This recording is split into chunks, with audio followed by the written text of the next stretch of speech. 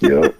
That's all it does. Oh, it's not the Ryu remastered. Yeah, that's a perfect explanation when you think about it. Yep. Like, That's right? But that's what I'm saying. Like, you can't complain about $7 games. You don't never drop their price. No. You're still paying $60 for Breath of the Wild. That was a launch title. It's you know how much Sony does something that it's a problem. That's all. You know how much Killzone Shadowfall costs? That shit is $5.99. If that. God of War is like $10. Horizon Zero Dawn is like $10. Yeah. Right? No, God of War is free if you got Plus. Yeah. Exactly. You feel me? Some of the greatest games to release last generation on PlayStation, you can get for free with Plus. And you talking about Nintendo games? They don't lose value. I think they dropped their price like $10. Yo, they had a sale or something. It's like a $5.99 Black Friday or some shit like that. And then it called back up with taxes. Exactly. Yeah. So it dropped to 55, but plus taxes back to 60. So how much you really paying, man? Trying to fraud you, man. You know, Nintendo disrespectful of fuck too, because their rewards program is horrible, bro. All that gold and silver coins don't do shit. Yeah, you gotta buy like mad games on their store just to get rewards. Yep. Yeah, that's true. That's why it don't pay to try to shit on one console when yours is fucking spooky, been spooky. Yeah. Facts. And the device is still $299. Yep. That shit. They never had a price drop for that shit. The Switch launched weaker. Like the Switch is 4 years older. It launched 4 years after the Xbox One and the PS4, and it's weaker than both. And that dude is still $299. Yep. That's why I'm waiting for the because I thought the Switch was gonna drop in price by now. It didn't. Nope. So I'm like, if I'm gonna pay a day one price, I might as well for like the Switch Pro rumor. I'm not paying $299 for a 4-year-old item that's already outdated from the moment it was released. I'm like, hell nah. I'll just wait for the Switch Pro. It might as well. At this point, anyway. I wouldn't even get hype up for the Switch Pro. You know Nintendo do it, man. No, They might I don't know. They might change one thing, bro. No, they're gonna slightly overclock that shit and then charge you another $100. It's $5.99. Yo. It's $5.99. I'm gonna be like, if they pull that shit, I'm pirating this shit. That I'll be Switch like, you know Pro's what? gotta have some power on it though, man. You can't release no Switch Pro and it can't at least keep up with the Nintendo. With the PS5. That motherfucker still gonna be a 1080p machine. Wow. Hey yo, man, that's just But it's gonna be 1080p 60 though, man. It's gonna be 1080p 60 for $5.99. That's the thing I don't understand about certain sections of this community, man. Because it's like, certain people will talk about, power and talk about, all this technological advancements and stuff, but then they bow to Nintendo because Nintendo's like the grandfather of gaming, which I get, Nintendo definitely gets this respect. But still, Nintendo got to hit with the times too. No, I get hit by it too, but Nintendo's also got to get with the times, right? Yep. Because it's no like, online, look. Party chat, none of that shit. No trophies, like shit like that gamers love. It's like, what? That's what I told. I was on Press Start, and I was like, yeah, I don't really like. I love Nintendo, but I don't really congratulate them a lot because, the console came out in 2017, and we still can't even message a friend, bro. Sure. Why am I congratulating you about your sales and how you did? Like, I'm not going to my feet of your ego. Like, that's crazy, bro. That's what I'm saying, though. The sad part about it is Sony and Nintendo would have fucking got ran out of business if they would have tried the same shit. Mm-hmm. That's what I'm saying, man. And it's like, you look at what PlayStation does and the games that they put out and the level and the caliber of the games, and then people will look at that and say, that's not good enough. But then look at Nintendo and the lack thereof and say, that's good enough. And I'm looking at that and I'm like, how? Now, don't get me wrong. Some of Nintendo's games are great, and I'm not trying to take away from that. But when you have someone that's talking about, again, power, talking about features, right? And all these different things, how is Nintendo not someone that's got the spotlight on them as a console that's lacking in so much? Because again, it goes back to the nostalgia factor. Dudes will give them a pass dudes was just Nintendo can do whatever they want, man. Like the same shit that Microsoft tried with the whole jacking the price up of the Xbox Live to 120.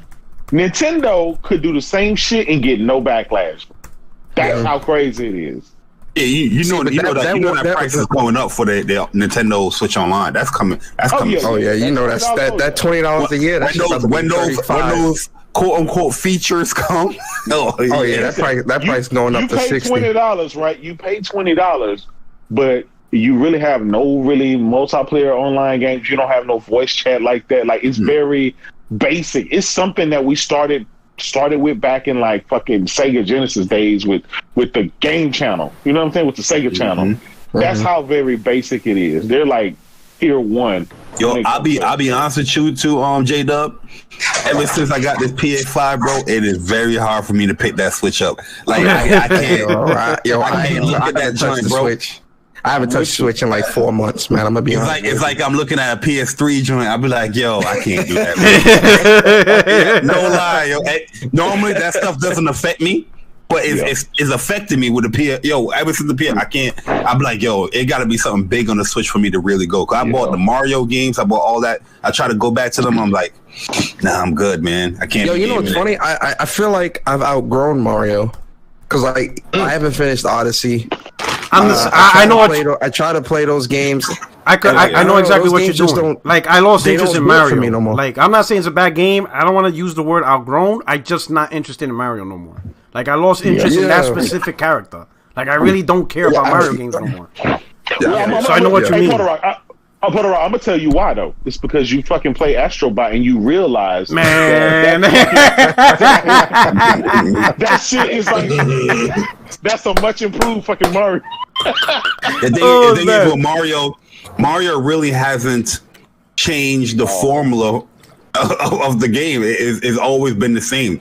It hasn't really innovated or pushed the boundaries of Mario. It's always something different. It's always something the same, but less a different ability might be added in this new implementation. The story beats, which is crazy because you know even Kratos has reinvented himself. You get what I mean? Yeah. When you look at the PS2 games and you look at 2018 God of War, like man, talk about a reinvention, right? Like that. I'm not saying I would just want something. Not necessarily, it doesn't have to be at the caliber of God of War, but I don't know. I just would want something a bit more spontaneous to come from Mario, right? And honestly, I'm saying that, and I can't even tell you what that spontaneous might be because I don't know. But it's just what's already there. I'm just not. I appreciate Mario. Listen, it's 2021. The characters still don't fucking talk. You still gotta it's treating you like a fucking kid. And it's 2021, right? It's just. Well, it must be. Well, J-Dub, it must be doing something right because it still sells millions. The gameplay is phenomenal. It's just if you're not interested, it's just like he said, there's certain things I'm not interested. Porter Rock, how long are we going to keep giving a pass for not doing very basic stuff that should have been done? I'm gonna say this. For us, we don't have to give it a pass, but I guarantee you'll still buy the game for your nephews who are 5, 6, 7, 8 years old. So for them, it's cool. Sure. For me, see, because Nintendo is really my nephew and my niece's type of games, so I don't mind buying it for them. For me now, it's a different story. It's just something I'm not interested in. But I think Nintendo is very big on kids and. Well, it's funny. Once the PS1 came out, my fault. Go ahead, J-Dub. I was just gonna say, I'm gonna be honest. 90% of it, I think, it's just because of the portability. If this was a standard console, if it wasn't the whole portable thing, this shit would have been exactly like the Wii U, right? I think. I just think. I agree. I agree. So. If you look at Nintendo's home console sales overall, they've been on the decline up until they hit the Wii. Then the Wii, because of a gimmick, it shot right up because it attracted a whole new audience. The motion controls. People in old folks' homes started playing it. It just shot up because of a fad that took. Even my grandmother had the Wii. Everybody had. When my mom talked about the Wii, I knew Nintendo has something, right? Because all my life she used to curse me out for playing video games and stuff like that, right? And all of a sudden she liked the Wii. I'm like, what the hell? And then Nintendo went back to kind of their core design, which is the Wii U. Even though it had a tablet, it was still fundamentally core gaming because, you had triggers and analog stick. Even though there was a screen in the middle, they flopped. You saw Wii U so terribly, right? And then Nintendo decided, you know what? Let's go with more of a mobile approach because if there's one thing they did consistently is their handhelds. Their handhelds were unstoppable. Yes. They always had a successful handheld. When it came to Nintendo on the go, they're the kings of the handheld industry. And they just combined two markets. Yeah. They just combined two markets and they're really they're really successful. Yeah, that thing's on fire. I don't think Nintendo's ever going to go back to just a dedicated hardware at the console. They can't because they can't. They can't. They can't do it. They can't compete. Yeah. So I think the Switch 2 or whatever is going to be mobile. I think they're just going to keep this hybrid strategy, and it's going to be successful with them because that's really what people want—a mobile Nintendo platform. I think they're gonna separate the two. There's no way they can keep up just being, how the Switch is with technology moving as fast because this thing is outdated, bro. Yeah, but nobody cares. That is outdated. That's true. I'm still shocked at how well nobody cared. Nobody cares because it's Nintendo. Yeah, good point. Nobody cares because it's Nintendo. Remember back in the day when Vita first came out, reviewers and all us were saying, "Oh well, we don't want console-like experiences on the go." I remember. Which is why I laugh at people that praise the Switch but hate the Vita. I remember. You love the Switch because of JRPGs, Mario, and all this other stuff. But the Vita had Mario. It had a Smash Bros. Style game with PlayStation and all that stuff. Right? It had the bells and whistles. And people didn't want that. PSP. That was the hit of PSP. That it plays too much. That it plays too much like the PlayStation 2. And many of the complaints was, if I want a PlayStation 2, I'll just buy a PlayStation 2.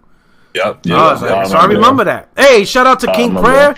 King says, shout out to Bari, Persona, and P-Rock, my NYC bros. What's good, brother?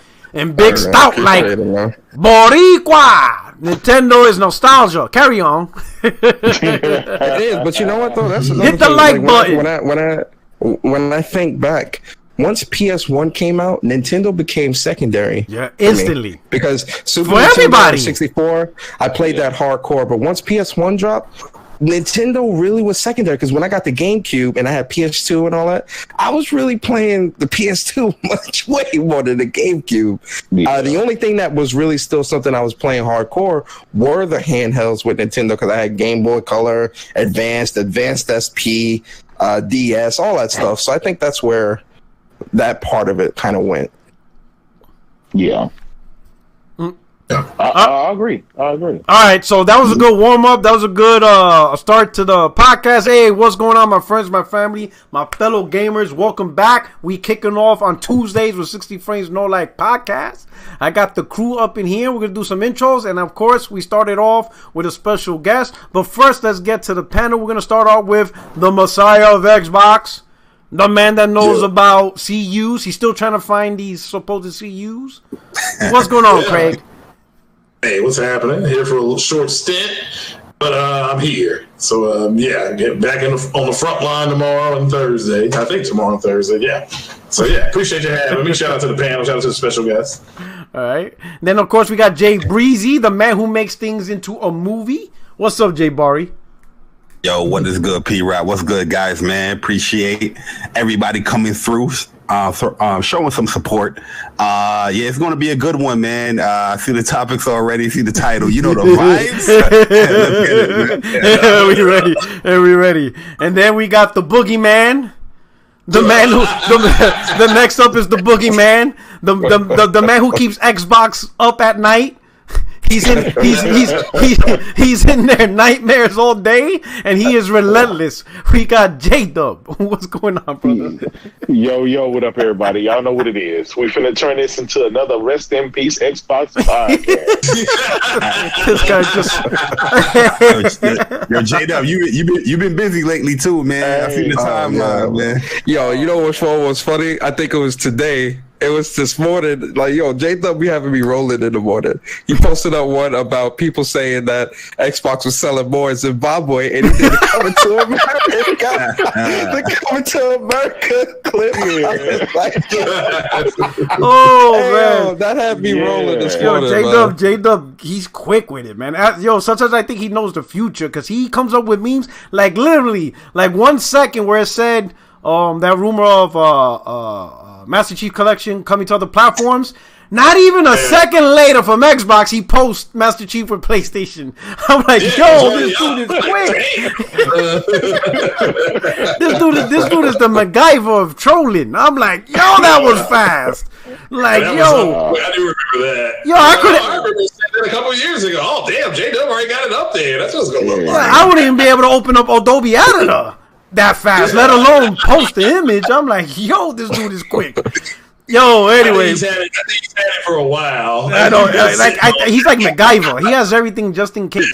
Everything's just in case. Everything on deck. Yo, so of course, now we also have a special guest. From the What's Up PlayStation, we got Persona. What's going on, brother? Tell them a little bit about you, where we can find you, and all that stuff.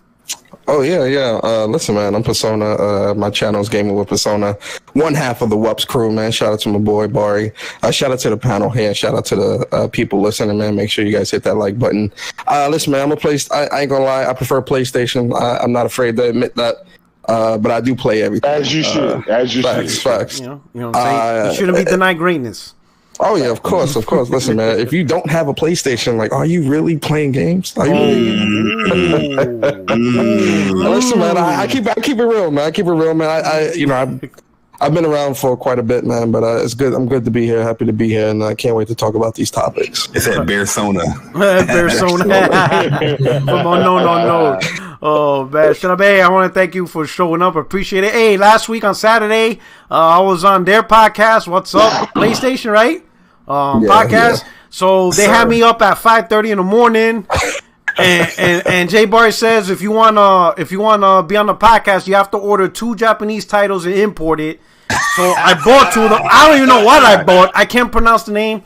I don't even know how to start the game because I don't know what button to press. So I'm still trying to figure that out. But that's what it took for me to be on his podcast. 5:30 in the morning and 2 Japanese imports of a game I have no idea. All right, hey, so man, I'm just saying that. Persona set the rules, Pro to Rock, so you got to deal with him. I'm out of this one. Gotta make sure, it's the real deal coming through. It real. So I had to pay the tax and showed up. All right, but anyway, I'm glad you guys are here. He DM'd me one morning. He was like, "Yo, so what's the rules as far as guests? Oh, they got to play Japanese game." I was like, "All right, man, I roll with it." I'm like, I pay a certain amount of yen. I don't even know how much it debited on my card. I don't even want to look. It's just whatever. Facts, all right. Snap. It was a fun show, man. Yeah. They definitely got to tune in for that one. Definitely check out and get these dudes. Did you guys reach 1,000?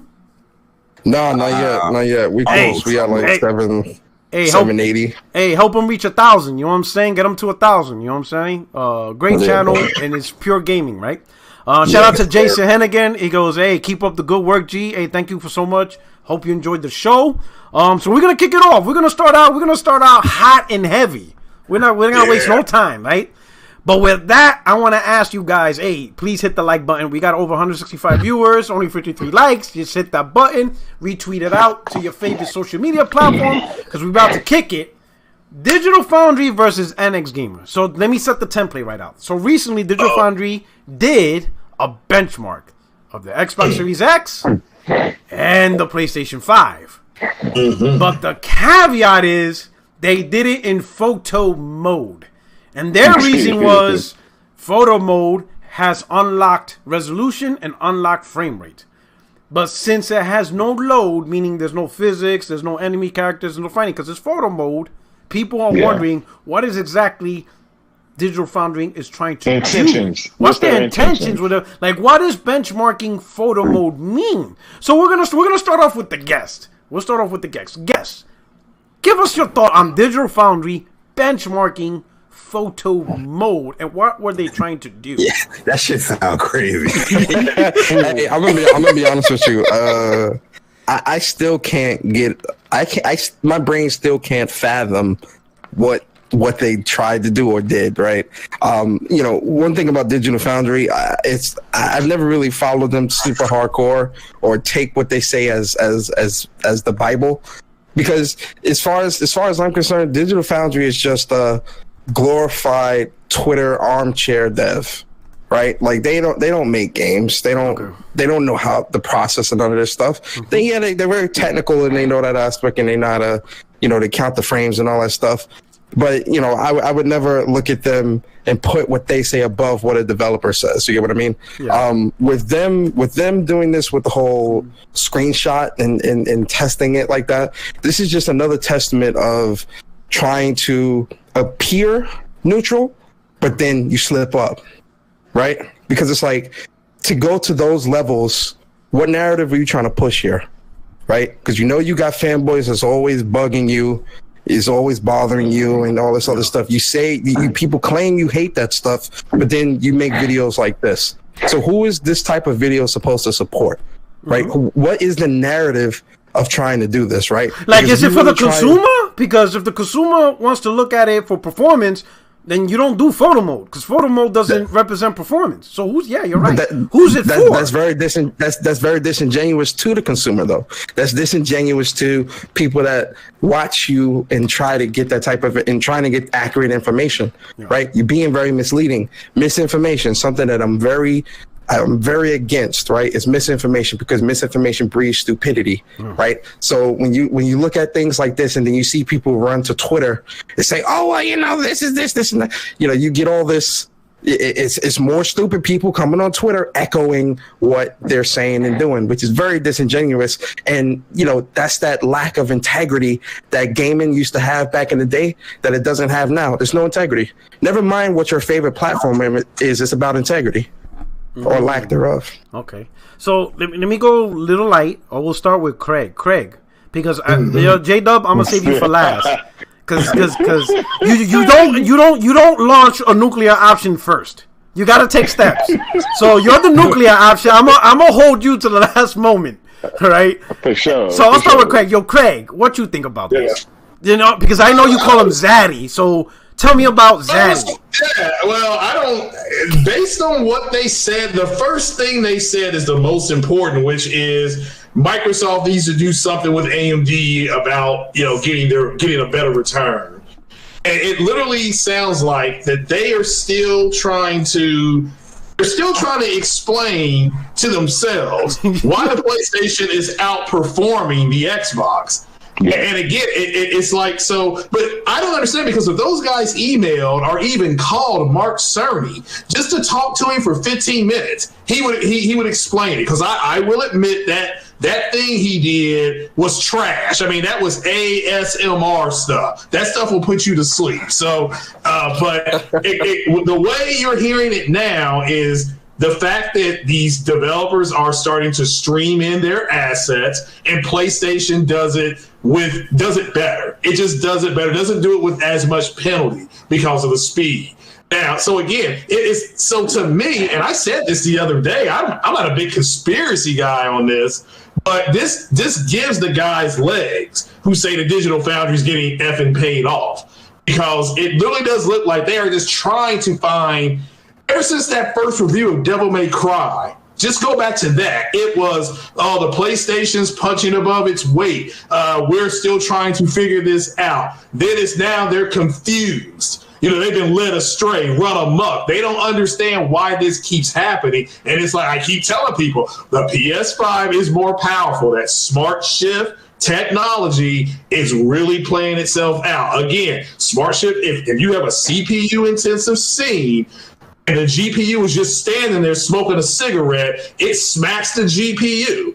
It says, give me some more budget for this scene. So you're not seeing as much the stretching. But shout out to a lot of people online, like V'ger and all of those guys. Shout out to those guys, because they're trying to explain it, how much faster the information is coming. And so and I still don't understand how they're doing no pop-in, but Zaddy, as far as I'm concerned, they got egg on their face, because it's like they're trying to figure out why these benchmarks Like, how come Xbox isn't doing this? I mean, I'm an AMD guy.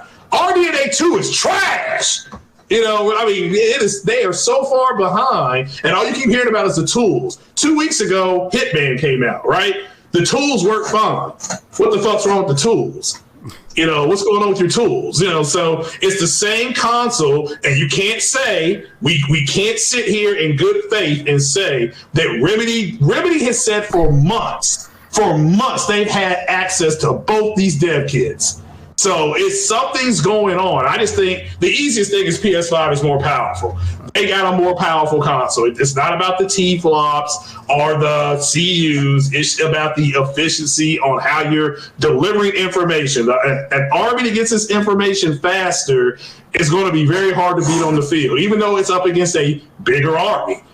You know, so SEAL Team 6 went in with great information and killed Bin Laden with no help. They had a little bit of help, but they had backup. But they went in there and did the job because they had great information. Again, they got their intel, they got the information, they execute. Go. Oh shit, man! I thought J-Dub was the nuclear option. Oh, what the? I unleashed a virus. This dude's the T-virus. Yeah. Like, god damn, let them know how you really feel, Craig. I implore everybody to listen to him. Mark Cerny was talking about the streaming of information through their I.O. and how they were going to eliminate certain things based on their own tests. Now they had to wait for the developers to do it, because remember the damage control was, well, the third-party developers aren't going to do that. Well, okay, well, it doesn't look like that. So, and again, that's just, it is what it is. And look, I don't like that thing Mark Cerny did either. That, like I said, that was terrible. But there is a lot of good information in there on why this is happening. He tells you why it's happening. But Digital Foundry is disappointing because they couldn't reach out to Mark Cerny. They could talk to him for 10 or 15 minutes, and he would give them their answers. And that's what's so frustrating. All right, Craig. All right. My bad is unleashing. Oh shit! I think we broke the Geneva Convention with this one. Oh, you thought I was the bad. I thought the button was J-Dub. I unleashed Armageddon. We cracked the 7th seal with Craig. He broke it down. I didn't get it either. When I built my PCs, I'm like, okay, because I couldn't afford the best stuff. So I had to go get the stuff that was going to give me the best performance. So I'm like, okay, my 5600 XT, the Sapphire model, outperforms the 2060 at the highest end. I still have the better card according to the performances. So people got to look at that. I don't understand why they built the car and said the car is going to go 150 before the car got tested, and the car is only doing 130. And it's like their egos wrote a bunch of checks that they can't cash. That's why they're blocking people left and right. All right. Okay. Saying that PC is Microsoft and Microsoft invented PC. It's like they're desperately trying to stay relevant. I don't get it. All right. So let's cut over to Jay Bari. I don't know what you're gonna do to follow that. But yo, Jay Breezy, try to make this a movie. I'm just gonna give you guys the realistic point of view, man. And I know everybody in here is thinking it, but they don't want to say it. Yeah. Listen, Digital Foundry don't give a fuck about your thoughts. This is what brings the money home.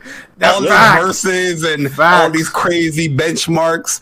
If you go over to their channel right now, 300 and some K views. Fact. They don't give a fuck about what you guys think. Yo, they make bank off of the console wars. They could come out and say, we hate the console wars, or what, you a console fanboy. It's no different than a neutral gamer, right? A neutral gamer is always talking about, damn, man, you console fanboys, all you guys do is talk about Xbox and PlayStation. You just fight. Just play your games, right? But the same neutral gamer, if you go on their podcast and look at their tweet, what they're talking about, the console wars and what console is better and this and that. They're doing the same thing that we are doing, or whoever's participating are doing. Digital Foundry don't give a fuck about your thoughts. They put out a video.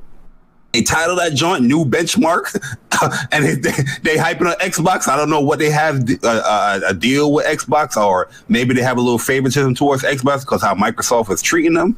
But they knew the words that they was going to say in that video, they knew it was gonna incite a console back and forth. And it was like, what the hell is this? And people was going to say, oh, let me go and check this out. And that's all they wanted, bro. That's all they want. That's pretty much all I got, man. At the end of the day, I think it's a dumbass video. I don't know how you can get a benchmark from a still image, but you know, it is what it is, man. That's what pays the bills for them, man, and it's working. Right. It's working. So we're gonna move on to J-Dub. Before we do, I just want to remind everybody, if you could hook me up and hit the like button, and then also after J-Dub, I got some interesting information from a developer. Of course, take it with a grain of salt. But he asked me to remain nameless, but to provide this information. But I'll do that after J-Dub. You know, hey J-Dub, I don't know if there's anybody left for you to blow up, but hey. I don't know who's left, but hey, we're unleashing the nuclear option. Go. Yeah. Well, I'm gonna tell you this, right? It's about clicks and views. Yeah. Digital Foundry will post a video stating because they literally just did it. We're talking about the topic. By the way, the PS5 runs better in performance and it looks a little better. Right? So the very next video, and let's face it, they do get their heads kicked in from both sides, depending on what goofy shit they do. But they're doing it for views, they're doing it for clicks. They're getting what they want. They're getting what they want. They have leveraged this console war to their advantage, and they have became a mainstay for, which is crazy. They're like the de facto standard when it comes to benchmarking and stuff like that. And they were not that at the beginning of last year. Nobody really knew Digital Foundry like that. They didn't blow up big until halfway through last generation. And then now, before a game even comes out, even if a person just shows a trailer of a game, they will go and zoom in 400% and dissect that trailer and then give you their analysis on it, knowing that a lot of the fanboys are going to buy games based on their type of stuff. So yes, they are, in essence, getting paid because they're getting the views, they're getting the clicks, they're getting the notoriety. And, it is what it is. I think gamers need to stop putting them on a pedestal because you're creating this demon, right? Where if Digital Foundry doesn't tell you that the game looks better or run better on your platform, you feel invalidated, you feel angry, you're not going to go out and buy the games and stuff like that. And you should never let a corporation, a company or whatever have that much power over you where, you'll be like, well, Digital Foundry said it didn't run this and it wasn't locked 60 frames and it dipped here and there, and not go out and support a game. Now, one thing, people will see, I talk a lot of shit about Xbox, but I'll still go out and stream and play these dog shit games, right? I gotta do it for myself. I do it for myself because they said or that recommend something or say that it runs poor or something like that. Well, this may be a game that I may like, so I'm not gonna let that determine something. Listen? We went a whole generation last gen playing games at 30 frames a second and sub 1080p. So why stop my gaming now just because the X Series X runs a little bit better, it looks a little bit better, and vice versa? Again, I think people give them too much power. I think people need to, zoom those motherfuckers out and then let their views go down and let that be that. Okay. I definitely agree with all of y'all. Digital Foundry is leveraging the console war because that's what attracts the most hits, right? When you provide conflicting points, and I'm not saying they're bot Foundry or pony Foundry. I think they're double agents.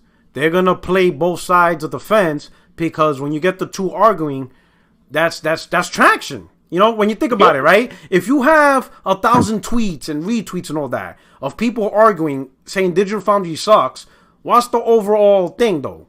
It's Digital Foundry. And someone's going to read it. And even if people be like, man, why is everybody mad at Digital Foundry? Let me find out for myself. That's the ultimate goal. They're going to check the video out. Yeah, they're going to, get them to check it out. And what's funny is, regardless what side, one side calls it Pony Foundry, the other side calls it Bot Foundry, but they still go to it. No matter what you call it. Because all it takes is for them to align the view that you want to hear. right? 1 minute, controls better on Xbox or whatever because of photo mode. And now they say, oh, wait a minute, but it runs better on PS5. And now, so the very people that was happy about photo mode is now pissed off at them. You know what I'm saying? Yep. It goes back and forth, right? But here's an interesting, I'm going to paraphrase, right? So got hit up in a DM, and pretty much what this developer was trying to explain to me was the developer's not trying to say that Digital Foundry is biased, but why he found it interesting is when you put the game in photo mode, right? You remove a lot of the best explanations, the load, the physics, the interaction, the characters, the action, the non-player, the NPCs. You remove all that because the whole intent of the game, the whole intent of photo mode is just to take a picture, right? Yes. So you remove all that, right? He says it's interesting because that actually, when it comes to performance, photo mode actually, technically, theoretically, hurts PlayStation 5. And then, so I'm asking, like, what are you talking about? How does photo mode hurt PS5? He goes, because PS5 works with Smart Shift. So when you put the game in photo mode and you remove all this load, what you're telling Smart Shift is, hey, we're not that busy. We don't need you. We don't need you as much. So Smart Shift is going to be like, well, if you don't need me as much, I'm going to clock down the CPU and GPU. I'm going to lower the clocks. Because you're not asking me to push effort, right? So when they captured these low frames on 45, 50, whatever on PlayStation, it's because Smart Shift sees no need to boost the clocks to its max. Because you're not asking it to. You literally ask Smart Shift, according to this dev, photo mode is asking Smart Shift, calm the hell down. And Smart Shift does it to reduce the heat. So if you don't have a low, Smart Shift's going to be like, well, if you're not doing nothing, I'm going to just chill. So that way, we don't have to run as cool or whatever. So, okay, fine. I'm a power down. And he's like, and it's interesting because he's wondering, does Digital Foundry understand this? Or did they, do they not understand this? Or do they understand this and say, oh, fuck it, we're going to do it anyway? So he doesn't know if Digital Foundry fundamentally understands. So he's questioning one or two things. A, does Digital Foundry fundamentally understand PS5 and Smart Shift? Because when you do things like that, you're actually inhibiting PS5's technology and capability to run games at its best in accordance with the respective PS5. Or B, they do understand, they just don't give a shit, and they're going to do the benchmark anyway. And that's why he's asking. He doesn't know which is which. Yeah. He doesn't know which is which. Jump in. Let me jump in for a minute, man. Now hold up. Everybody pause. The silence. Everybody just chime in. Everybody, hey, right now, if you want Optimus to talk, you gotta give me 100 likes. He can't talk. The man refuses to talk unless he sees 100. The man's 100. He doesn't. We just went up to 90, Rock. Okay. Yes, the man got to see 100, or he ain't saying nothing, because he's not gonna hear. Because he's been hanging around with Bougie, Hard A, and Bougie, and Hard A's like, if you don't see 100, he's just gonna shut the stream down. He don't play that shit. we gotta cut Cole some slack, man. He's now a reformed PlayStation Now advocate. And I love what I see, man. I love what I see, man. That's my man Cole, man. That's my brother. Yo, Cole. Hey, my man Cole learned a lot of hard lessons with the Xbox community. Oh man, now he's getting blocked by people he defended. Yo, it's funny, man. Yo, him and J-Dub had a busy week this week. Look here, man. I ain't gonna mess with J Bar. You trying to take me off topic, man? We'll deal with that another time. Okay, so with the dev stuff, please teach us. Well, no, there's really nothing more for me to say. I've been listening. I've been writing code and listening to y'all in the background. And so there's definitely a lot of smart guys on this panel, and they just spitting facts. But I do have one word of caution. Okay. Because I've also talked to a couple of developers about this, and Rock, some of our developer friends may have even overlapped. But here's the thing. When we talk about Digital Foundry, the mistake I think we make, or the one thing I want to caution us about when we're talking about Digital Foundry, we talk about it as if it's just one person, but it's not. It's a group, yeah. There are at least 3 different people And I think that if we isolate the behavior of this person versus this person versus this person, you may see a pattern then. I don't know. I'm not suggesting that you are. I'm just saying it's a mistake to group them all together, because there are certain people that weren't even involved with this most recent video. And I happened to get called into a Twitter conversation as usual, where some different people were trying to use the photo mode video and taking some excerpts from that video and some claims that were made. And so I tagged in one of the Digital Foundry guys, and he was like point blank, I don't know why anybody from our staff would say that. And so my point is, you can't really group them all together. You can, but it would be. Hey, I'm gonna say this. I'm gonna say this. Hold up. I'm gonna say this. I'm like NYPD. You know, if you all in the car, if there's one drug dealer, you all drug dealers. I'm booking everybody. Everybody getting booked. Everybody on the floor. but I was just getting, shut the fuck up. Get your ass down. I'm charging everybody. Conspiracy, racketeering, you all going down.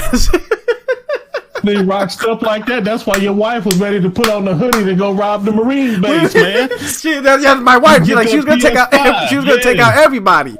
Everybody getting blamed. You know that ain't right. What's the phrase? Right. Hey, birds of a feather flock together. Everybody going down. You.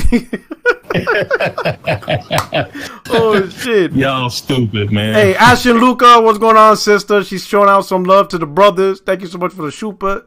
For the super chat. Yo, Luca, be careful in the chat, man. Yeah. You got some weirdos in it. But hey, so quick question, since we got you here, does that make sense? What the developer, you know, this secret developer is telling me, that in photo mode, because the load is gone, you know, obviously maybe load is the wrong word, but you know, you eliminate a lot of stuff, you know, for the benchmark. Oh, it makes absolute sense. That kind of holds back. Like Smart Shift looks at it like, okay, if you want to chill, we can chill. Yeah, that makes perfect sense. There is no need to consume resources unnecessarily. Now, here's the question, and this is why he was asking. He's not sure if Digital Foundry understands this, or if they did, they don't care anyway. They're going to release the benchmark anyway, even though they fundamentally understand PS5 is held back, or the way PS5 work is at a crutch. So he doesn't know. Well, he couldn't answer that. Like, he doesn't know. And he didn't want to make assumptions. He doesn't know if Digital Foundry understands this or they don't. And he says if they do, then he said then they're wrong for doing that.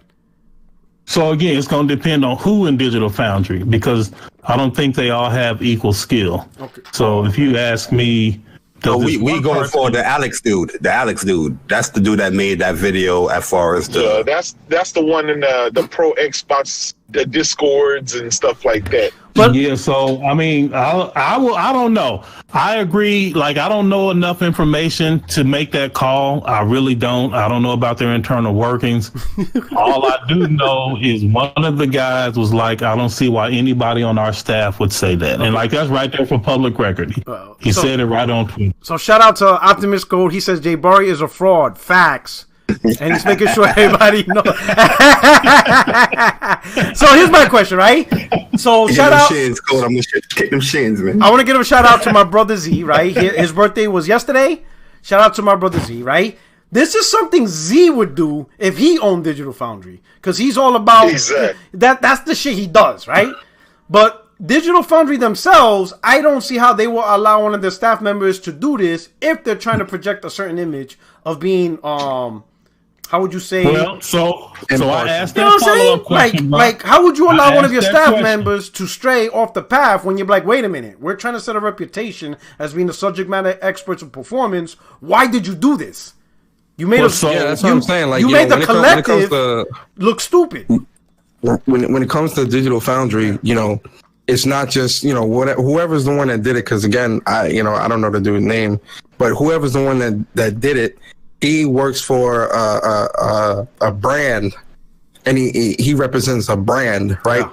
So whatever he does affects the brand. So when someone looks at what Digital Foundry does, or what a video that Digital Foundry puts up, it's not, oh, you know, this person did it, so we only looking at him. No, it's looking at Digital Foundry as a whole because he is a representative of that brand. So if this is not something that Digital Foundry as a whole does, they need to then get their people in check and make sure that everyone understands that we have to remain impartial to the console wars. I don't know, man. Like, I hear you, but I only partially agree with that. Y'all making a mistake of not putting the dollars at bay. How much that video, how many views that video brought, and how many dollars in revenue that brought in for Digital Foundry. I'm gonna look it up right now. That supersedes any. That supersedes integrity. Of course, but that goes back. All that's gonna do is allow them to make another video, right? Saying something else. Oh, we found out, by the way, that PS5 does smart shit. We were wrong. Yeah, but see, J-Dub, and I think that was you that was saying it. Double the views. I think that was you that was saying it earlier, J-Dub. It's either you or I forget who was saying it, but what was said earlier that it's all about. No, it's Barry. It's all about that revenue. It's all about that traffic, right? Yep. Which is why I agree with you that this was done deliberately, just so that they can get that revenue off that and then put a rebuttal out that's going to get more revenue or whatever, or however it goes. Because they playing both sides of that console war, trying to keep both sides knocking each other upside the head, arguing, and they reaping the benefits. But then want to play, I don't know. I understand why y'all have that viewpoint, and I get why y'all say that, but I don't know. I think the claim that you just made is just as bad as what you're accusing them of, because you have very little information and you are willing to assume so much based off of what makes sense. And I don't disagree that it makes sense, but you're not even saying like it could be this or could be that. You are saying for sure this is what they did. No, what I'm saying is, hold on, let me finish, bro. So I talked to one of the Digital Foundry guys and I asked him very specifically, how do y'all make videos? How do y'all decide what video y'all want to make? Like, do y'all need everyone to agree? Like, how does the whole thing work with Digital Foundry? Because it's more than one of y'all. And he said, basically, whoever is more passionate about, like, if it's a big release, they'll coordinate. But other than that, whoever is passionate about a particular topic, they just make the video and they try to make it up to quality standards. And that's it. So there isn't a committee, there isn't a cabal that decides, okay, this meets our standards, this doesn't. Each guy is like if Rock gave each one of us access to this channel and we all just made different content, and then we say, well, at the end of the day, whatever J-Dub said, Rock, you just as responsible because you let him roll on your channel. To some degree, that's true, but it would be a bad idea to blame Rock for everything that Jay does and vice versa, which is exactly what y'all doing. Well, no, it's not necessarily in that regard. This is a brand. Well, like, I'm gonna say this isn't just like some random on a channel. This is a brand. Yeah, let me counter that. I'm gonna counter this, right? What if Twitter, and this is your assumption, but what if on Twitter I'd be like, man, yeah, you're right, J-Dub shouldn't do that. But behind the scenes, J-Dub, keep that shit going because you just gave me 150,000 views.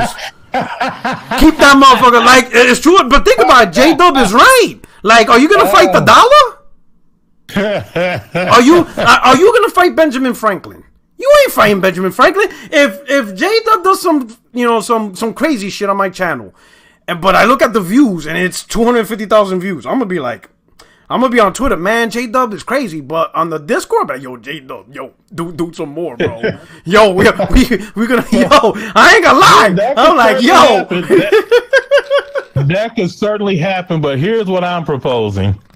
I'm saying, again, if you look at the different Digital Foundry members and if you look at the videos that they produce, you on your own will see a pattern where one or two of these guys is going away from console war stuff. They try not to count resolution. They try not to say things that will hype one machine up over the other, or they'll just go ahead and like tell the truth, whatever it is, like they're not going to lie, but they try to focus more on image quality, flaws or that type of thing. And if you look at each Digital Foundry member, you will see that certain of them make more content that's like this, and others of them make the type of content that y'all consider incendiary. And it's real easy to see who is the one that is consistently making this console war content. So then my question.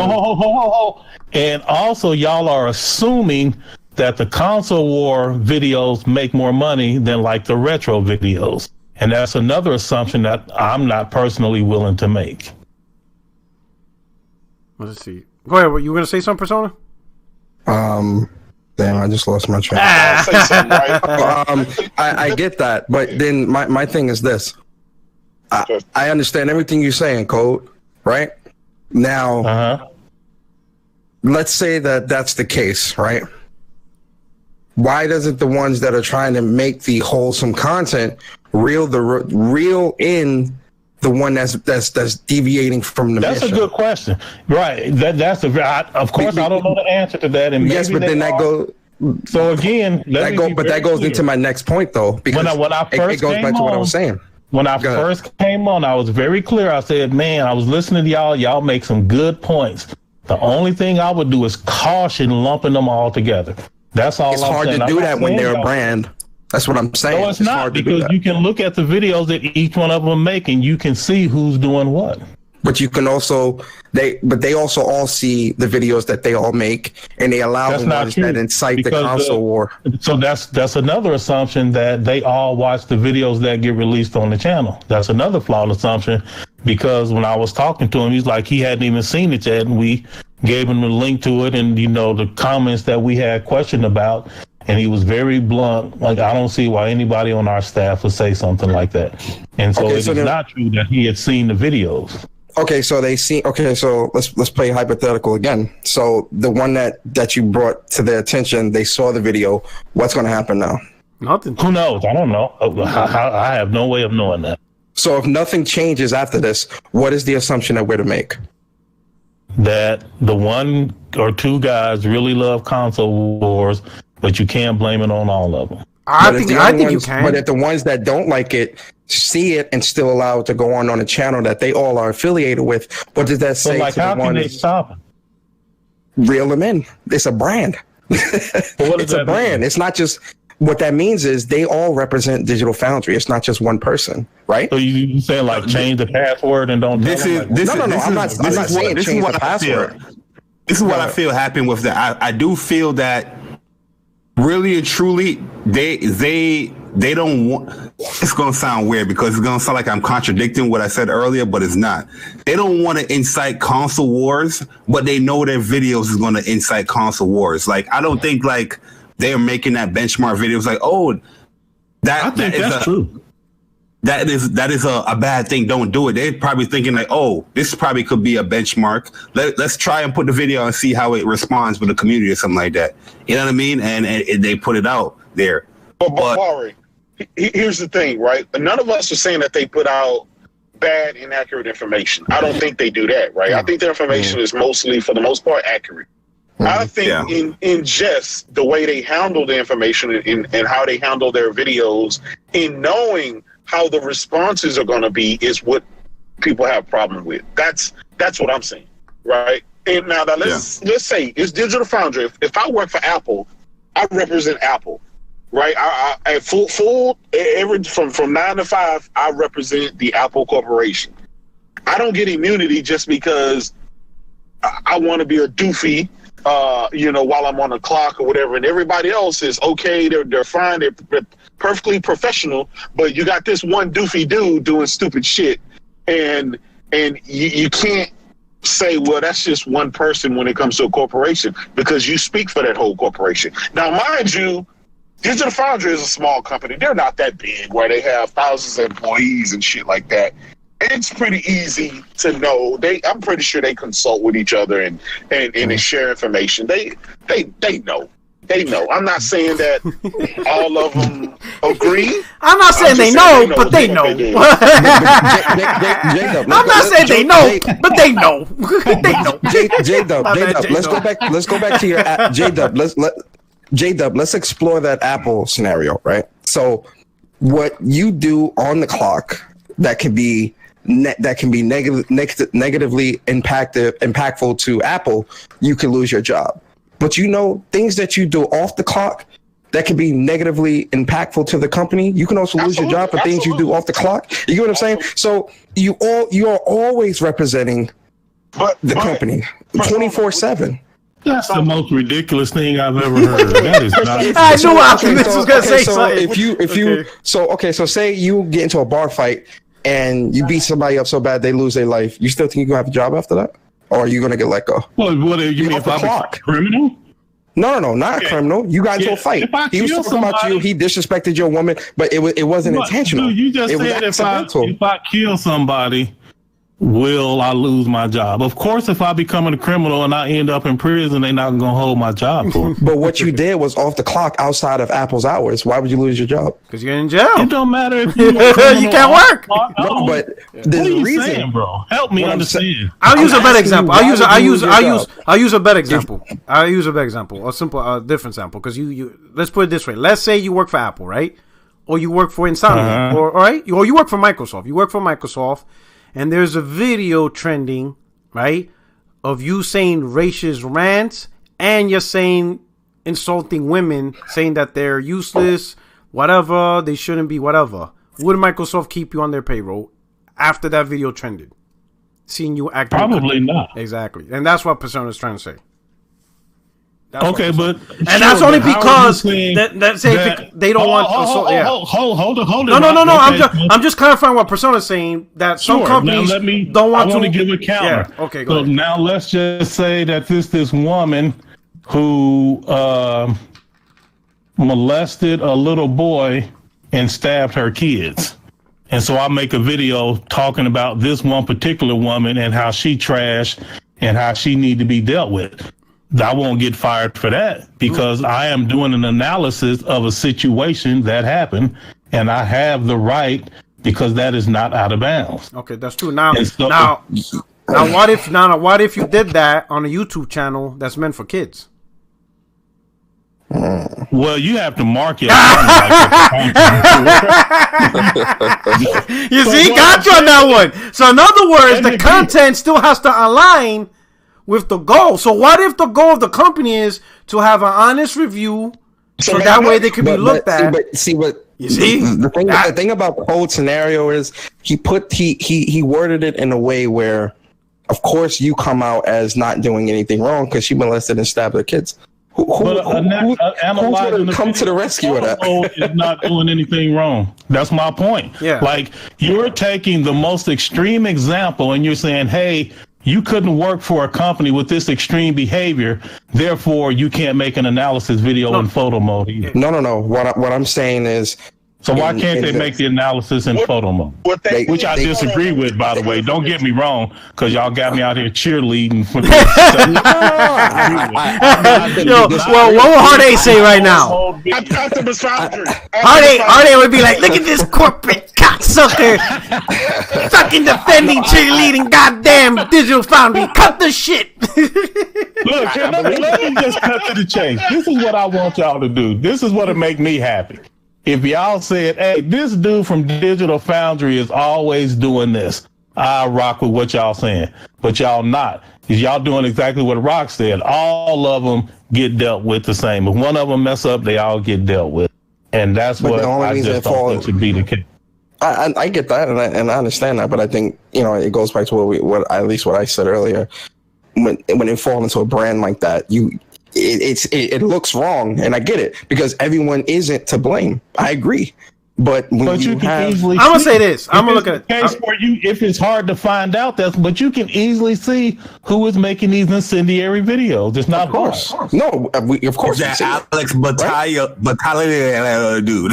I ain't saying no names. I'm just saying this. Nah, Jay Dory, say them names. All right, call them out. You can say them names. I'm gonna say this. I actually agree with Persona, and this is the reason why, right? Okay, you got this one specific dude doing it, right? But it is still part of the brand. I don't know what the other members' reaction are. I don't know if they segregate. I don't know if they're separate. I don't know if they do. I don't know the functions of the company.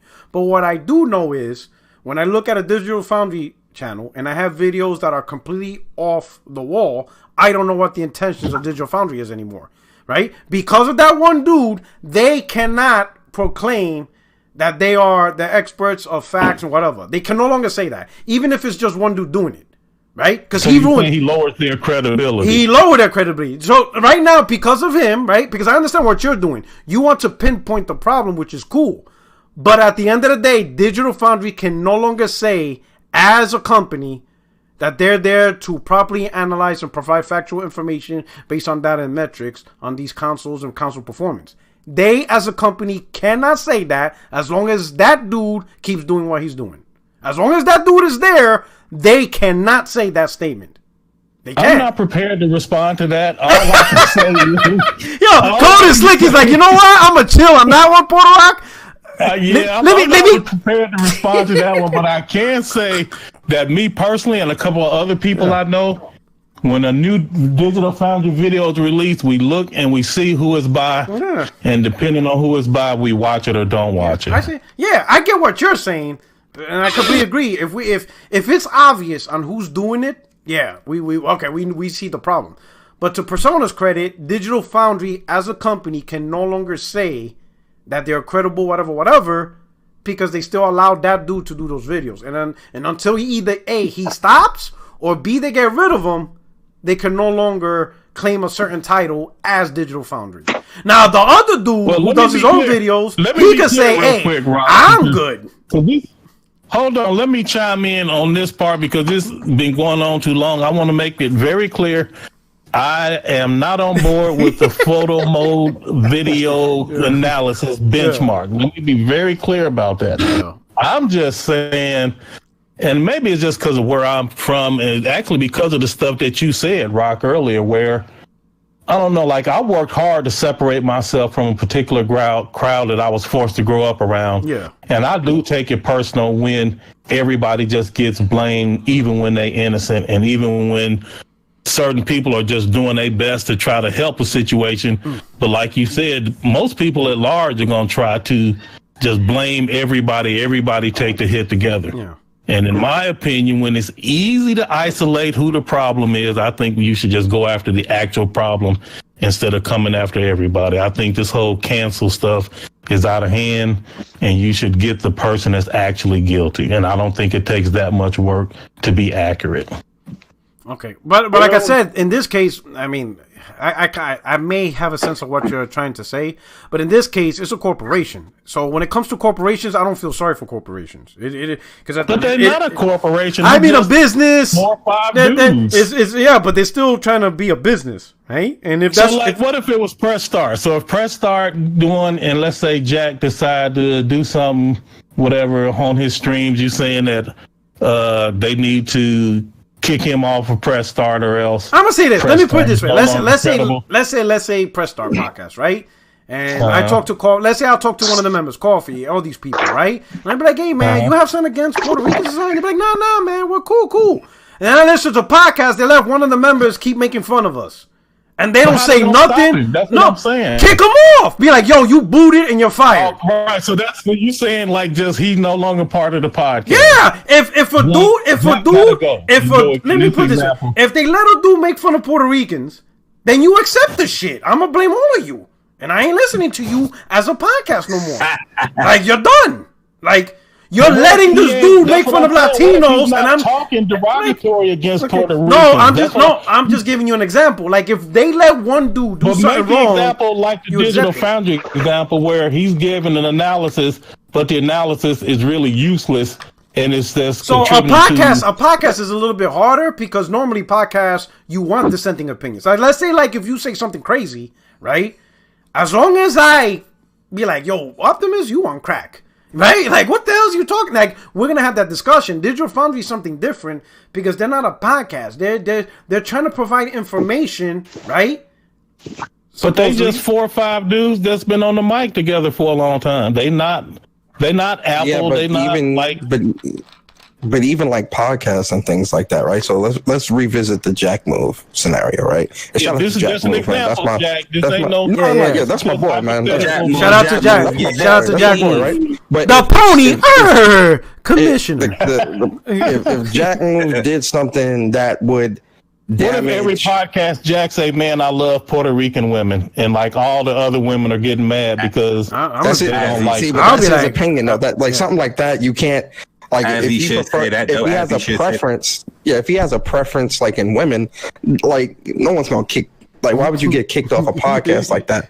But if he's doing why something, you gonna kick dude off because he have a preference for Xbox? No, that's not a prep. No, you can have a preference for Xbox. See? But if you, no.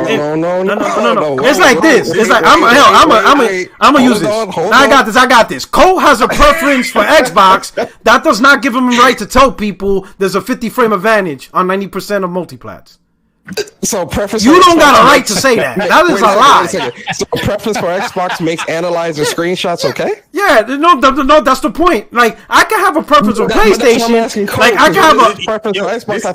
This is it right here. Like me, I'm gonna put it this way. I have a preference for PlayStation, but I'm not gonna tell people PlayStation does 8K over Xbox. I'm not gonna do that. This is the thing right here. This is the thing right here. I would. It's not an issue. It's not an issue that they. Ocho, was it Ocho K? What was it? That was your Twitter handle. Yeah. It's not an issue. It's not an issue that they did their screenshot analysis and all that stuff. It's the issue that they call this a benchmark. To me, I don't know how you getting a benchmark out of a still image. I mean, I agree. So, Barry, I agree with that. My point is they haven't done anything outlandish or any of these extreme examples. You got one dude that's doing regular fanboy stuff. And y'all are saying because he is doing that, then they all have to suffer or kick him off. No, just the brand name, Digital Foundry.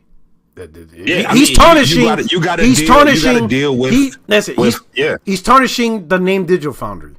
That's just it. Now, if you're associated to that name, oh well. You understand what I'm saying?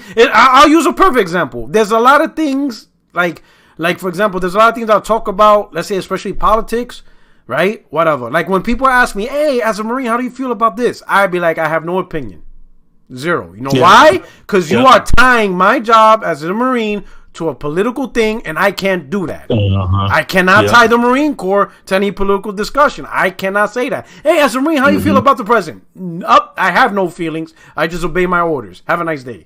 I don't say anything because you're trying to tie me, but using my organization to give an opinion. And if I do that, the Marine Corps, and that's not how it works. You understand what I'm saying? Even though I'm saying the words, but because we brought up me being a Marine, now we're tying something. And that's just that way. And I can lose my rank over that. Marine Corps don't give a shit. The moment my job is mentioned, I have to stay shut. Now, if you just tell me, hey, how you feel about, this political situation, I'll be like, hey, my name, Porter Rock 77. I think we should raise the, minimum wage to $15. Yeah, cool. Hey, how do you feel as a Marine about the minimum wage? I have no feelings. End of discussion. So how do you feel as a Marine about PlayStation 5 versus Xbox Series X? No opinion. Have a nice day. Wink. No opinion. Have a nice day. And that's it. But you see what I'm saying? Because I get what y'all saying. I do because, and I guess that's what y'all meant by it's different than a podcast because they have technical clout and they are doing things to where the average person on the street can see. I know enough to know that this video is stupid.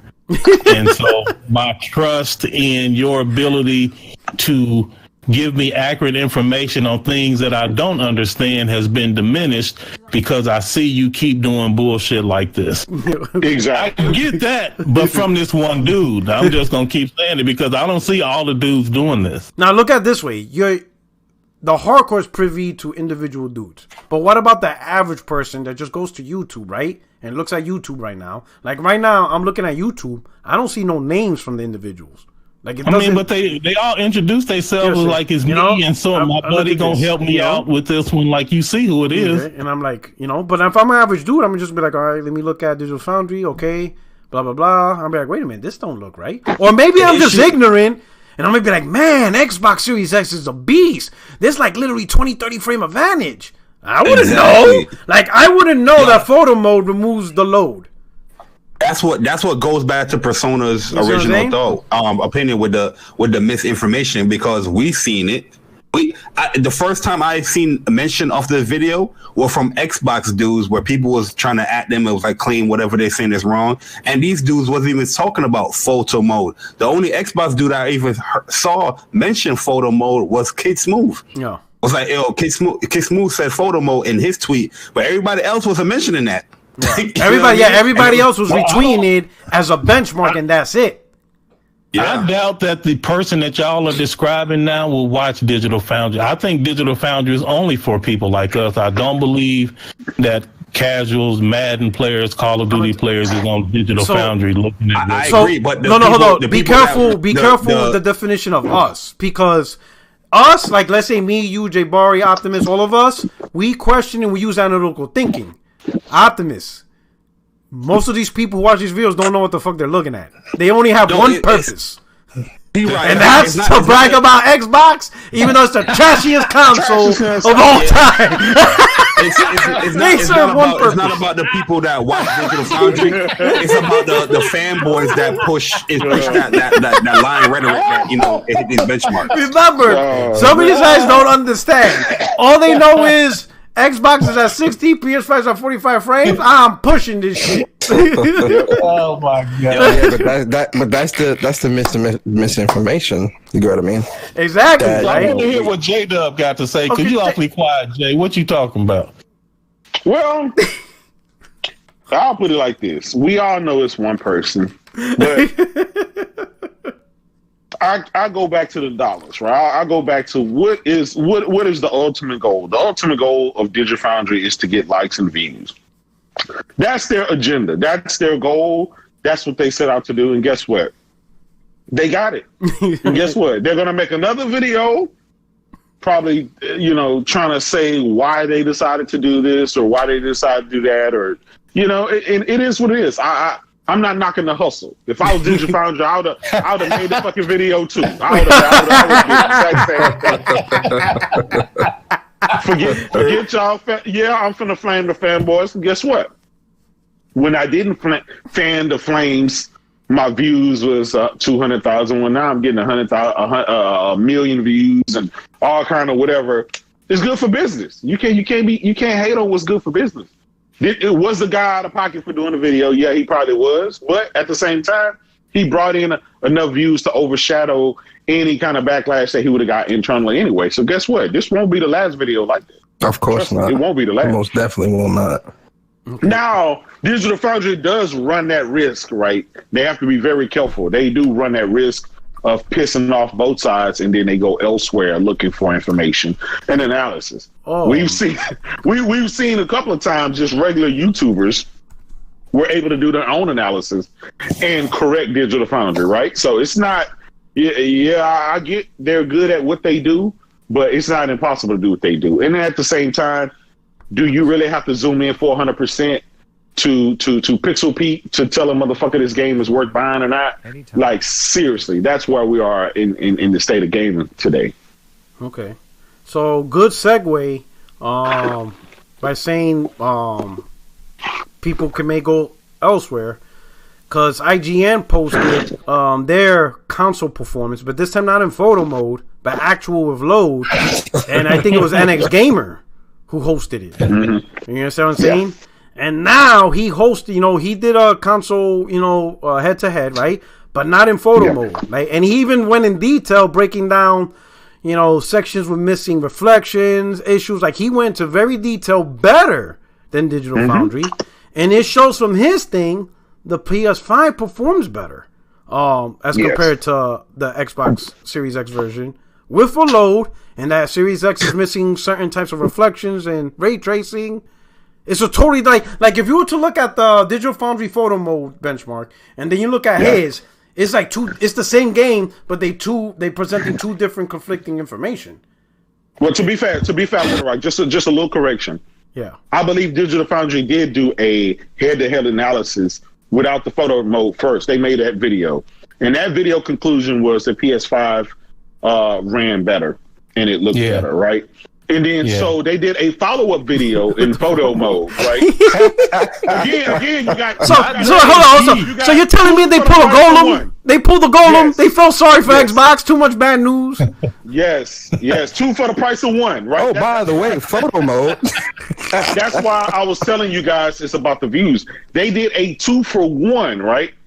And so, you know, you're gonna see more of their videos do this exact same thing. Oh yeah. So I just want to put that out there that Digital Foundry did do a analysis video without photo mode that did show that the PS5 it ran better than PS5.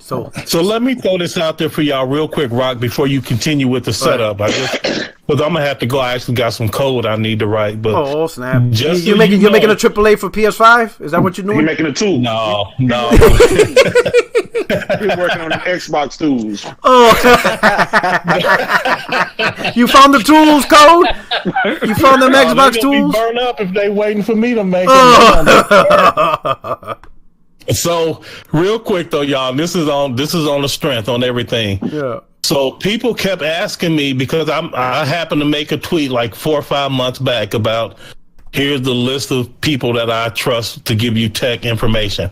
And so people was tweeting me, it was like, how come you don't have NXGamer on there? And I'm like, who is that? I don't even know who that is. Like, why would I have him on here? And the dude from Digital Foundry hit me up. And he was like, you need to watch NXGamer's videos.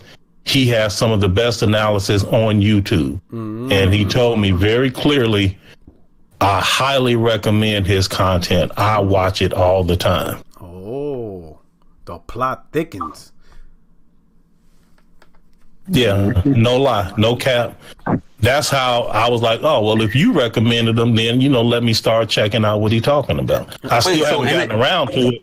Yo, NXGamer is working for IGN now? Yeah. Well, he did this video.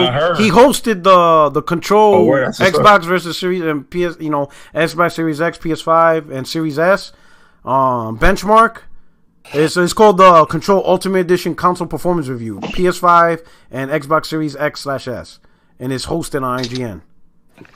Yeah, I heard some talk. There's people saying that if IGN gets behind him and if they give him the financial backing that he needs, that he will, like, he's gonna take over the game if he gets that support. Oh yeah, we'll see what happens. But, because we seen IGN. They will post a lot of these like Digital Foundry type videos with games too. I've been seeing them doing that a lot. But now they have NXGamer actually working for them now. That's actually well, I don't know if he's working for them. He just did this one video. So I don't know if he partnered with them or whatever. They used him for his analysis, which is just interesting. Yeah. Well, if they do that, they'll definitely be cutting into Digital Foundry's viewership because IGN is obviously much larger and gets those views. So if they get in somebody that's like dedicated to doing what Digital Foundry already does, not saying that would be the death blow to Digital Foundry, but you know, that'll definitely eat into some of their views, for sure. Well, we need that. That's why I say competition is good. That keeps them all honest, right? So that's why when you have rogue employees that do stuff, wonky stuff, people are gonna. J Dub's right though. This actually keeps everyone honest. Why y'all keep acting like they some major corporation? No, they just like 4 or 5 dudes that started a channel. No, he said, yes, but the channel. He said a rogue agent. He said you letting dudes go rogue. The reason why, right, is because even though they're a small operation, right, mom and pop shop, they actually they are a big factor into a lot, and I don't want to say what ratio, but they are. At this point, the de facto standard of benchmarks from. Well, that's true, Jay. Yeah, you know, that's what I mean, like that. So you don't. Yeah, like you can't really go nowhere else and find the. Okay, I see. Okay, I get it. I get what. Okay, I see what y'all saying now. Right. Y'all not looking at it as they just 4 friends that started the channel that happened to blow up. Y'all looking at. They need to represent a cohesive whole that represents whatever their brand is about. And if one of them mess up, they all suffer. Yes, because it's a brand. I ain't say that. It's a brand. Well, yeah, that's lawyer speak. There might have been 4 friends that, you know, 5 friends or however many that started this, but it's now ballooned and blew up into I get what it you're is saying. now. Okay, I see what you're saying now. I don't know if I agree with it all the way. It has merit. I need to think about it some. Look at it this way. I get what you're saying, though. I understand what you're saying, Optimus. But I'm gonna be honest, like the name Digital Foundry to a lot of gamers, it's almost seems it feels like a corporation. Because when you think of Digital Foundry, like if you talk to average gamers, Digital Foundry, the first thing they think about is, oh, this is the group that's analyzes whatever. We just don't think about it just 4 dudes behind a laptop. I get it. Like they Well, it's not even you know what I'm just saying? that. Like they represent something like when Digital Foundry speaks, you're like, oh shit, these dudes are about to break down the tech. Like for example, when they broke down the Spider-Man ray tracing, I learned something from them, right? So I didn't look at it as I looked at it as some random dude's podcast that told me something. I looked at it as like a professional group of people that like, oh shit, and then I learned something from them, right? So the name Digital Foundry, I get it. You see what I'm saying? So when one person does something weird, it's kind of like, it's almost like out of character to the name Digital Foundry. Like, I get it. Like, wait a minute, this is so out of character for them. Go a step further, Porter Rock. Yeah. Digital Foundry's got the power to stop a game from selling. You think because so? of the They do? because of the pull So. that they have. If they do an analysis on the game and the game's not running well on PS5 or Xbox, people, I'm gonna wait. I'll wait for a patch. People won't mess with it. It's the same thing with Metacritic. It's the same thing with Metacritic. You see how much power Metacritic has? It's a website that shows you a number that's either in orange, either in red, orange, or green. Well, if it's Xbox, it's only one color, but but you see what I'm saying, though, and that's why I understand where Optimus Code's heart is with this, but with the power that Digital Foundry does have within the community, they have to. They all have to adhere and uphold that level of great responsibility. Yes, power. They're acting like Spider-Man, but they still robbing banks with the Spidey powers. Like, no, you don't help the guy rob the bank. We're like, what are you doing? Like, yo, shout out to Optimus Cole. Yo, Barry, he's going after you hard. Optimus Cole says, never forget, Jay Barry is a fraud. Facts. God damn it. Hey, y'all, I gotta run, man. I really got some work I need to do before in the morning. No doubt, man. Easy, bro. Thank you so much for stopping by and providing clarity. Oh, I think I caused confusion, but no. Peace. All right, take care. Oh, my man, all day's up in here. Man, was he quiet or something? What's up? What are you doing? Eating a cheeseburger in the background or some shit? What were you doing? I'm actually eating a T-bone. What up? Oh, you see a T-bone. Hey, give us your thing. What's up, man? Give us the Cool Hand Luke version of what you think about this Digital Foundry conundrum. Tell me what it is first. Oh man, stop playing. I don't even know. Stop playing. Digital Foundry always did some shit. I don't know. So you don't know about the photo mode benchmark? I don't know. I don't know nothing about the Monaco adventures, man. Oh shit! You don't know what happened? What they did? The photo mode benchmark. What they did? Oh, the ray tracing bullshit? Yeah, the benchmark, the photo mode that they benchmark photo mode. Why was people getting so intricate about the photo mode? Did you see those posts by what's that dude named Gavin on Twitter? Did you see that? Man, I have him blocked. Like, he has me blocked, and I blocked him. Because I made that dude look dumb. So intricate. They're compartmentalizing. They're fucking analyzing a pic, bro. A photo you don't give a fuck about a ray tracing. I especially don't give a fuck about no picture. I want to play the game, bro. I'm not looking at stills. So let me tell you something. So if somebody told you, hey, we benchmarked 2 games and one console has better performance, you'd be like, oh, cool, right? But they didn't benchmark the game as it's being played. They benchmarked it while in photo mode.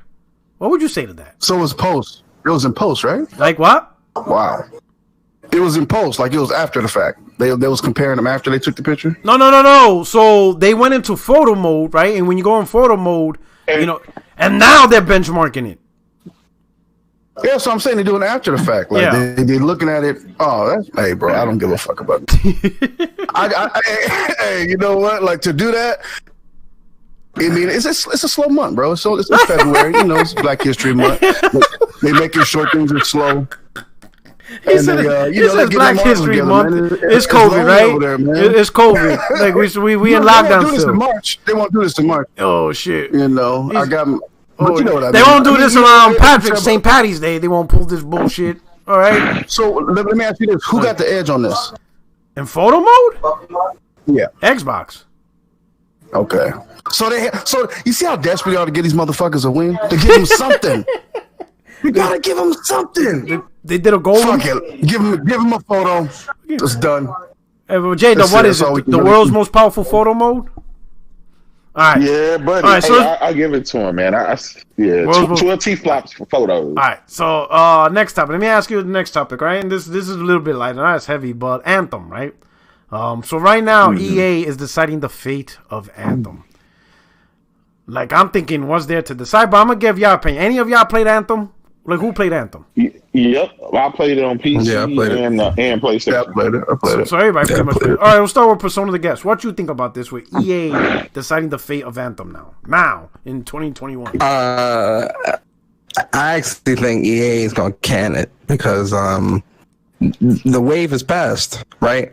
If they do make something that's a bit more appealing, it may get some thumbs up, but with the negativity that's surrounded not just Anthem, but that's surrounded BioWare when that whole expose came out by Kotaku about how leadership was just trying to do that Dragon Age magic or whatever they were calling it, where they were doing development in the last minute, and they've been doing this since Dragon Age. I really think EA is trying to get behind that. And if they run the risk of putting this game back out and it's still not being something that takes off, it's just another financial risk that I think EA is not going to want to take right now. Okay. So I can see EA saying, you know what, just focus on Dragon Age and let's just can this. Like, just put everybody on Dragon Age and can this. Okay. Hey, Jabari, you there? Yo. So you played Anthem, right? Yeah, I'm here. What you think about Yes, sir. Right now the fate of Anthem is in the balance with EA.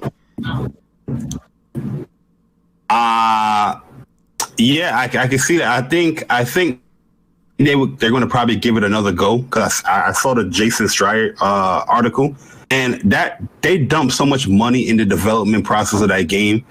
You know, trusting a studio like what's they call BioWare. So to throw that game away like that. And that's a huge loss. I think they're going to try and recoup everything. We'll try to make the multiplayer better, probably change a lot of core aspects of the game, and see how people are going to react to a newer version of the game.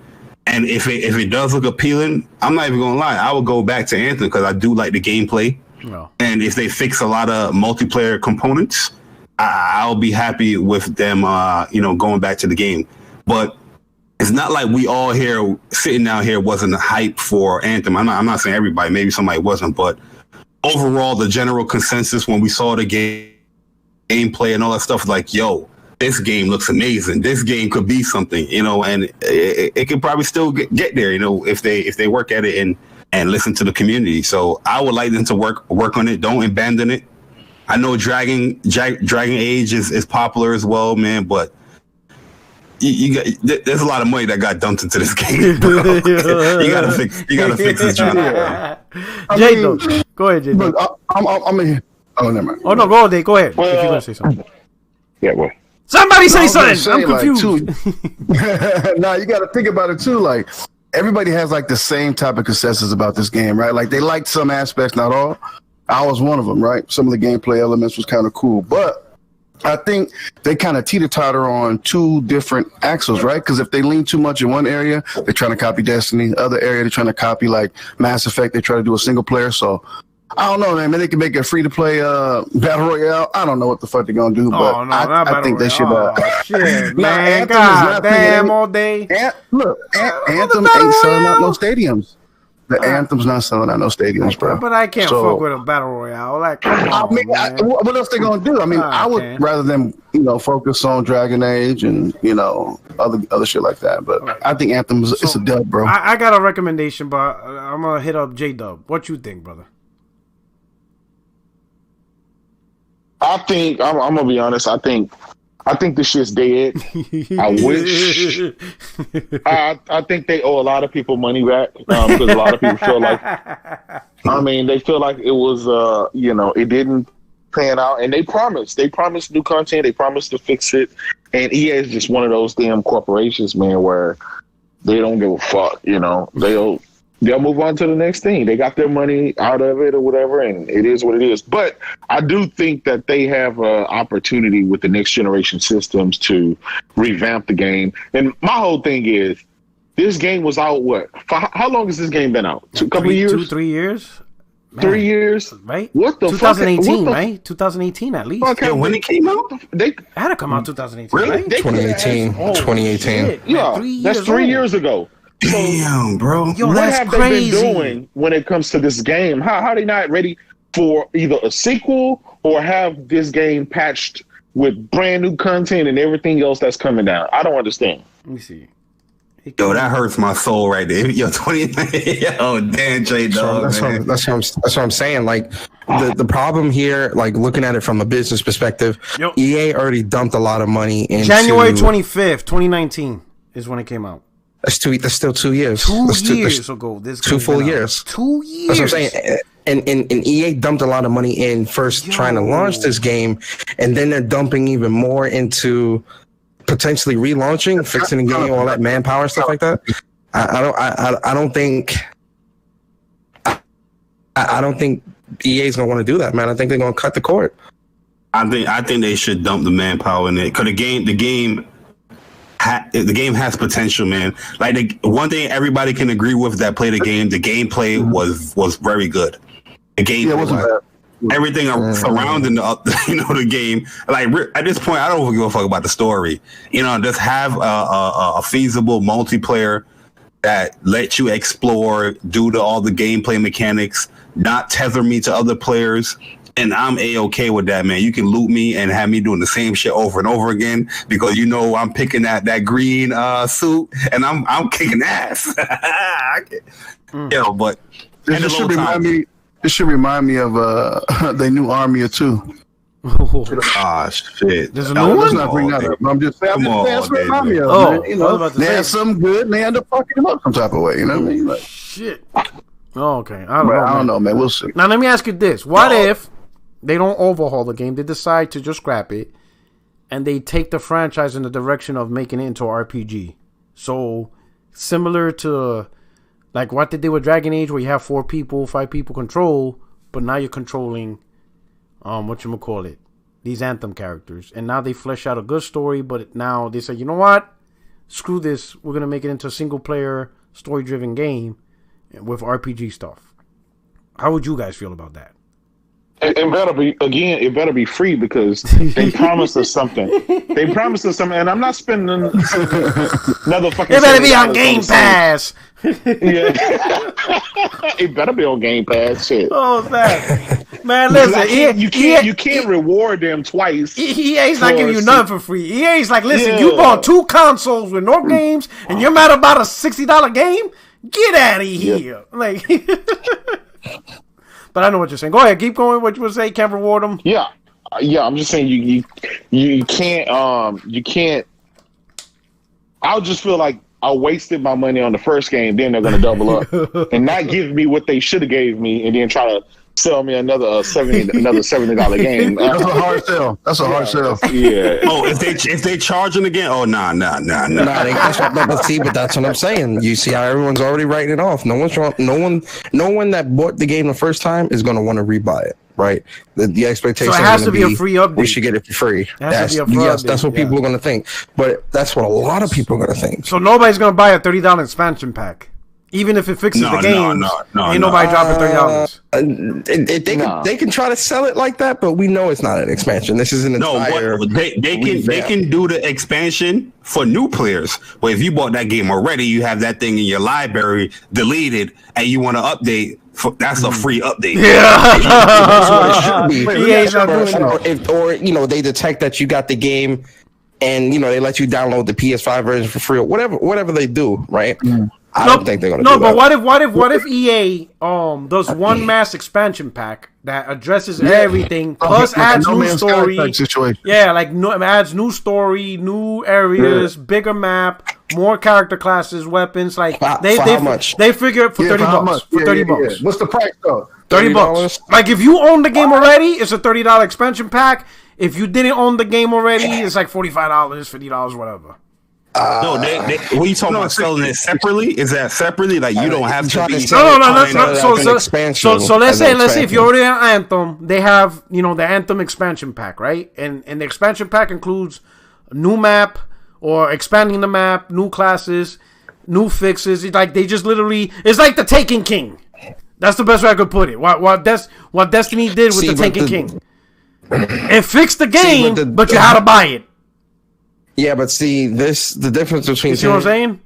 Taken King is Taken King is building on top of itself. Yeah. What this expansion would be if they would try to sell it like that with Anthem, it would be the game being rebuilt from the ground up and you having to pay for it. It's not an expansion to an already existing story that's being continued.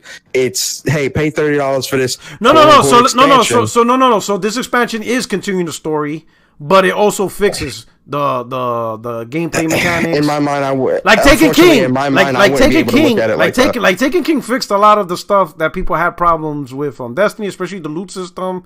There was a lot of shit that made people come back to it.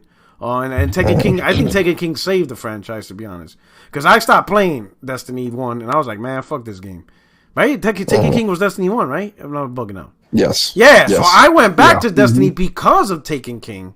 And then I played the shit out of it because they fixed a lot of the issues. Like, I deleted fucking, like, Destiny before Taken King. Like, after the House of Wolves, I'm like, you know what? Delete. I ain't coming back to this. And then when Taken King come out, people tell me, yo, Portability, all the shit you had issues with, yada, yada, yada. And then I looked at the videos. I'm like, you know what? That is my problem. You know what? I downloaded it, and I bought Taken King. And then at that point, I was on my Destiny grind. So what if, Anthem does the same thing? It's an expansion pack. I would need to see. You have to see it, right? You have to see. I would need to see like the caliber of this. My man, pull like Matrix. I know Kung Fu. Because the reason why I say that is because Anthem OG looked good. Yeah, it did. It did. Anthem OG, the world, the flight, the shooting, all of that is good. Like going on the water. Yo, that shit had me hyped. I was like, yo, that's what I'm saying. I'm ready. All that stuff is great, right? Yeah. Like, and that's the crazy thing because the fundamentals of a good game with Anthem is there. Yeah, the problem is the technical issues, the lack of content, and the variety. Like there just wasn't enough there to keep people engaged. No. And then when you really started digging into the system of Anthem, you realize that guns don't matter, armor didn't matter because there were tests done on guns and like a level 1 gun was doing the same damage as a gold exotic gun that you got later in the game. Like, it didn't matter, right? So it made getting loot and things like that pointless. Yeah. So it's like, okay, there's no story here. We're doing the same 1 or 2 strongholds. The guns and armor don't really matter. Why am I playing the game? That's where Anthem falls apart. But the fundamentals of Anthem and the mechanics and the gameplay,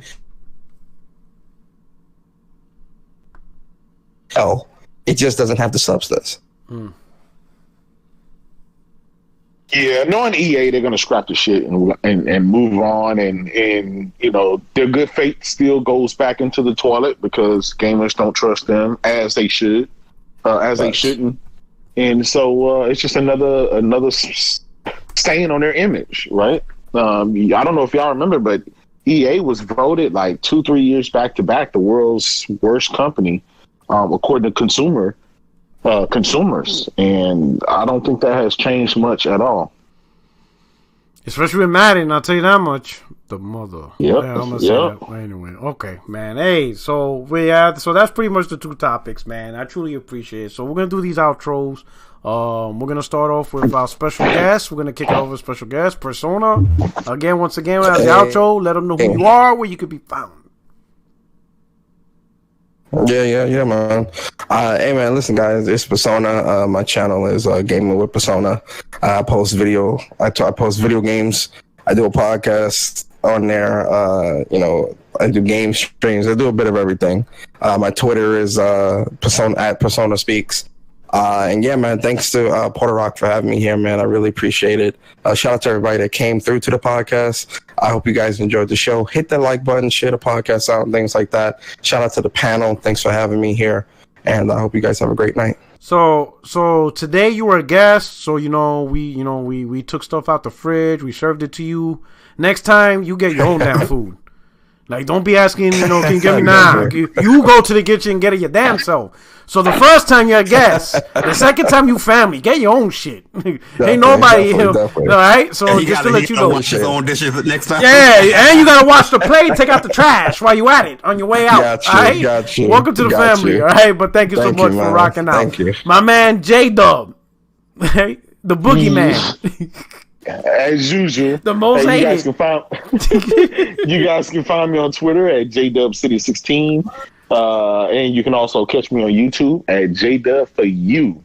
It's always great, man, chopping it up. Another 60 Frames No Lag podcast is in the books. Yeah, every Tuesday. He's the only one that actually plays Xbox games. Facts. Right. And he actually streams it. Yes, sir. Oh, man. Jay Bari. Showtime, the director. It's a movie. It's a movie, man. You know the movement. You know the vibes. Right? The greatest list on YouTube. Best list on YouTube. You know the vibe. You got to patent that, dog. Hey, I'm gonna be honest with you, P-Rod. I went quiet for a little bit because my main character, Millia Rage, her little gameplay came up for Guilty Gear Strive, and I was too excited. I had to mute the mic. Oh shit! You ready? Hey, listen, man. Stream tomorrow, guys. Jay Bari is the YouTube channel. We're gonna be talking about Millia Rage and breaking down her gameplay, and I can't wait, man. But shout out to everybody that came through except for Garuda. And That's